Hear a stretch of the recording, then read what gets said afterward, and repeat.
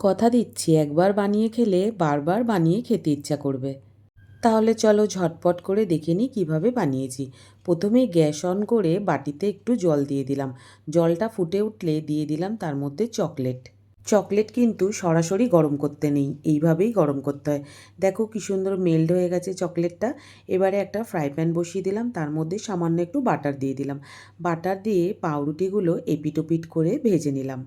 খুব বেশি লাল করে ভাজবো না, এরকম হালকা করেই কয়েকটা পাউরুটি আমি বাটার দিয়ে ভেজে নেব। চকলেট আমি আগের থেকেই মেল্ট করে রেখেছিলাম। দেখো এইভাবে আমি পাউরুটির গায়ে চকলেটটা মাখিয়ে নেব। সব পাউরুটিগুলোতেই এইভাবেই আমি চকলেটটা মাখিয়ে নেব। দেখো এবারেই তো আসল খেলা। দেখো একের পর এক পাউরুটি আমি এইভাবে দিয়ে দিচ্ছি। ফ্রাই প্যানটা আরেকবার চাপিয়ে দিলাম, দিয়ে দিলাম তার মধ্যে সামান্য একটু বাটার। এবারে দেখো ব্রেডগুলো কিন্তু দিয়ে তার উপরে আমি গরম দুধ দিয়ে দিলাম। আহা হা হা, দেখো একবার ওপর থেকে একটু চকলেট দিয়ে দিলাম, রেডি হয়ে গেল।